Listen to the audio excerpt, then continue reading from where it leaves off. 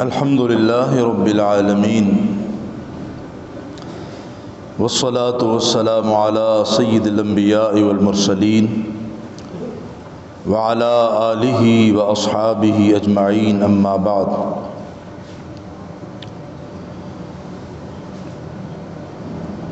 وعن مصعب بن سعد بن ابی وقاص رضی اللہ عنہما قال رأى سعد أن له فضلا على من دونه فقال النبي صلى الله عليه وسلم هل تنصرون وترزقون إلا بضعفائكم رواه البخاری۔ حضرت مصعب بن سعد بن ابی وقاص بیان کرتے ہیں کہ ان کے والد حضرت سعد کو یہ خیال ہوا کہ انہیں اپنے سے کم تر لوگوں پر فضیلت حاصل ہے، تو نبی صلی اللہ علیہ وسلم نے فرمایا تم لوگ تو انہی کمزوروں کی وجہ سے مدد کیے اور رزق دیے جاتے ہو، پھر ان سے برتر ہونے کے زعم کا کیا جواز ہے؟ یعنی یہ بات اللہ کے رسول صلی اللہ علیہ وسلم نے واضح کر دی کہ اللہ رب العزت کی عدالت میں اگر کسی کا مقام مرتبہ شان ہے تو وہ اعمال صالح سے ہے۔ یہ نہیں ہے کہ جو اونچے خاندان کے ہیں منصب کے لحاظ سے اور پھر خاندان کے لحاظ سے اللہ کے ہاں بھی وہ بڑا مقام رکھتے ہیں، نہیں، جیسے حضرت سعد کے اس خیال کو اللہ کے رسول صلی اللہ علیہ وسلم نے واضح کیا کہ یہ بات نہیں، اللہ کے ہاں منزلت اور مقام اور شان اسی کی ہے جس کے دل میں اللہ کا ڈر خوف زیادہ ہوگا۔ جس کے دل میں اللہ کا ڈر خوف زیادہ نہ ہوا تو وہ مرتبے کے لحاظ سے مقام کے لحاظ سے اگرچہ دنیاوی اعتبار سے بڑے عہدے اور فائز ہو، لیکن اللہ کے ہاں اس کی کوئی قدر و منزلت نہیں۔ اللہ نے قرآن میں بڑی واضح صورت میں یہ بات واضح کی، وَالْعَصْرِ إِنَّ الْإِنسَانَ لَفِي خُسْرٍ، زمانے کی قسم ہے انسان خسارے میں ہے۔ تو انسان میں ہم سبھی آتے ہیں، کسی ایک قبیلے یا ملک یا کسی خاص کے لیے یہ پیغام نہیں، سب کے لیے۔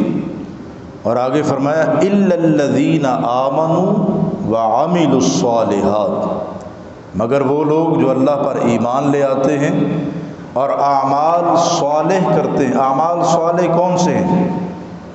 جو قرآن اور حدیث کے مطابق ہوں، رسول اللہ صلی اللہ علیہ وسلم کی تعلیمات کے مطابق ہوں، وہ اعمال صالح، اگرچہ وہ خاندانی لحاظ سے کمزور کیوں نہ ہوں، قبیلے کے لحاظ سے کمزور کیوں نہ ہوں، لباس اس کا قیمتی کم ہو یا پھر اس کی دنیاوی اعتبار سے چدراہٹ کم ہو، لیکن اعمال صالح بڑی اچھی تیاری ہے اس کی، نماز وقت پہ ادا کرتا ہے، سنت کے مطابق اس کا لباس ہے، ہاں جی، اور پھر کسی کو اپنی زبان سے تکلیف نہیں دیتا، کسی کو اپنے عمل سے کوفت اور پریشان نہیں کرتا، ہے وہ غریب، خوراک اس کی بڑی سادہ سی، گھر اس کا بڑا سادہ سا، اور دنیا میں بھی اس کی ٹور اتنی نہیں ہے، لیکن اللہ کے آگے وہ جھکتا ہے، اللہ کا ڈر دل میں رکھتا ہے، وَلِمَنْ خَافَ مَقَامَ رَبِّهِ جَنَّتَانِ، اللہ سے ڈرنے والے کا مقام اللہ کی نظر میں بہت بڑا ہے، اگرچہ دنیا والوں کی نظر میں نہ ہو۔ اللہ نے تو قرآن میں واضح یہ بات کہہ دی کہ یہ جو رشتے ہیں، یہ جو ناطے ہیں، یہ جن کے ساتھ تمہاری رشتہ داری بنتی ہے، خونی رشتے ہیں، بیٹے ہیں، بیٹیاں ہیں، ماں باپ ہے، یہ تو وقبائل لتعارفوا، یہ تو ایک تعارف ہے۔ ان اکرمکم عند اللہ اتقاکم، اللہ کے نزدیک اگر کسی کی شان ہے، مقام ہے، بلندی ہے، اتقاکم اس کی ہے جو دل سے ڈرتا ہے، جو اللہ رب العزت کی صحیح معنوں میں قدر کرتا ہو اور اس سے ڈر کر زندگی بسر کرتا ہو۔ احساس یہ بات نہیں ہے کہ یہ جو کم تر لوگ ہیں یہ تم ان سے بڑے ہو، نہیں، ہو سکتا ہے اللہ کی نظر میں یہ تم سے بڑے ہو۔ تو اس حدیث میں اللہ کے رسول صلی اللہ علیہ وسلم نے یہ بات واضح کی۔ رسول اللہ صلی اللہ علیہ وسلم نے فرمایا دو گھونٹ بڑے ہی اللہ کو پسند ہیں، ایک غصے کا گھونٹ، غصے کے وقت انسان جو ہے نا بڑے خراب کام کر جاتا ہے، رشتہ داری کو بھی پامال کر دیتا ہے، ماں کے رشتے کو، باپ کے رشتے کو، بھائی کے رشتے کو، بیٹی کے رشتے کو۔ غصے کی حالت میں شیطان جو ہے انسان سے بہت کبائر گناہوں میں سے، کبیرہ گناہوں میں سے گناہ کروا لیتا ہے، بعد میں وہ انسان پشیمان بھی ہوتا ہے، پریشان بھی ہوتا ہے۔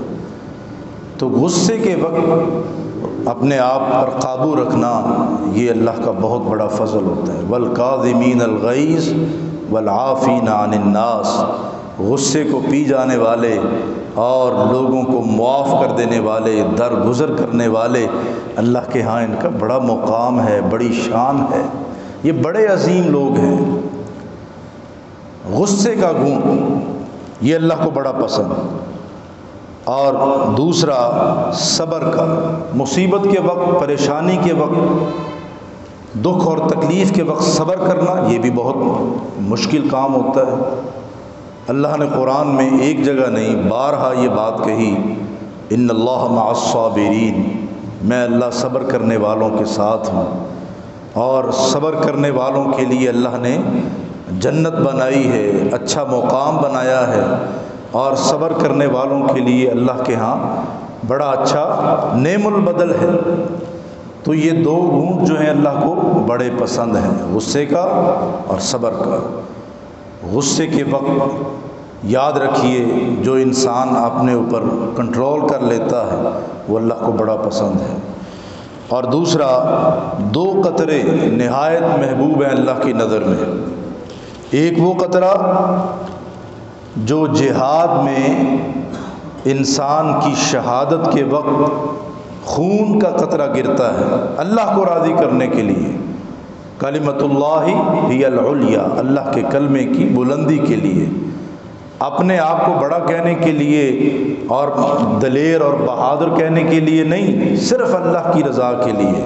تو یہ خون کا قطرہ زمین پر بعد میں گرتا ہے، اللہ اس کو پہلے معاف کر دیتے ہیں، یہ قطرہ بھی اللہ کو بڑا پسند ہے۔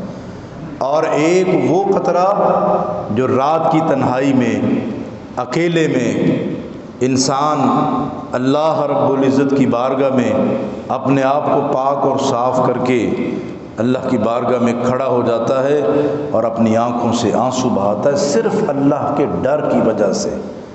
اس قطرے کو بھی اللہ رب العزت بڑا حیا کرتے ہیں اور فرمایا یہ قطرہ اس کا زمین پہ بعد میں گرتا ہے، میں اس کو پہلے ہی معاف۔ وَلِمَنْ خَافَ مَقَامَ رَبِّهِ جَنَّتَانِ۔ اللہ اکبر۔ یہ روزے جو ہیں میرے مسلمان بھائیوں، ہماری سستیوں، لاپرواہیوں اور کوتاہیوں کو دور کرنے کے لیے آئے۔ اگر میں نے اور آپ نے ان سستی اور لاپرواہیوں کو دور نہ کیا تو لعلکم تتقون کے زمرے میں اور آپ پھر نہیں آئیں گے۔ اس کا فلسفہ یہ ہے لعلکم تتقون، تاکہ تم تقوی اختیار کر لو۔ تقوی اللہ کو پسند ہے۔ جب تم تقوی اختیار کر لو گے اللہ تمہیں اپنی بنائی ہوئی جنت میں داخل کریں گے اور بڑی عظیم اور قیمتی نعمتوں کا وارث بنائیں گے۔ یہ قطرہ جو ہے رات کی تنہائی میں پچھلے پہر اٹھ کے آنکھوں سے آنسو بہانا، اللہ سے سرگوشیاں کرنا، یہ بھی اللہ کو بڑا پسند ہے۔ اسی طرح 2 قدم اللہ کو بڑے پسند ہیں۔ ایک وہ قدم حی علی الصلاۃ، حی علی الفلاح، جب مؤذن اذان دیتا ہے نا مسجد میں، اللہ کے گھر میں ایک پیغام دیتا ہے اللہ کا، اللہ کے بندوں کو، حی علی الصلاۃ، آؤ نماز کی طرف، آؤ کامیابی کی طرف۔ تو جب انسان اس پیغام کو سن کے تیاری کر کے اپنے گھر سے نکلتا ہے نا، قدم بہ قدم چل کے اپنے گھر سے اللہ کے گھر میں آتا ہے، یہ قدم بھی اللہ کو بڑا پسند ہے۔ اللہ رب العزت ایسے قدموں کی حیا کرتے۔ اور ایک وہ قدم جو انسان اپنے بھائی کی عیادت کے لیے، صرف اللہ کو راضی کرنے کے لیے، دکھلاوے کے لیے نہیں، بھائی بیمار ہے، بہن بیمار ہے، یا رشتہ داروں سے ہٹ کے دوست بیمار ہے، کوئی اور بیمار ہے مسلمان، تو اس کی عیادت کے لیے جاتا ہے، اپنے گھر سے اس کے گھر تک قدم اٹھا کے جاتا ہے۔ ان قدموں کو بھی اللہ رب العزت بڑی قدر سے دیکھتے ہیں۔ اللہ سے دعا ہے اللہ ہمیں ان قیمتی دنوں میں زیادہ سے زیادہ نیکیوں کو جمع کرنے کی توفیق عطا فرمائے، اور نیکیاں بھی وہ جو قرآن اور حدیث کے مطابق ہوں۔ جیسے آج میں اور آپ ریاض الجنہ کے جنت کے ٹکڑوں میں سے ایک ٹکڑے میں بیٹھے ہیں، اللہ کل قیامت والے دن بھی ہمیں جنت کے ٹکڑوں میں سے ایک ٹکڑا عطا فرمائے۔ وآخر دعوانا ان الحمد للہ رب العالمین۔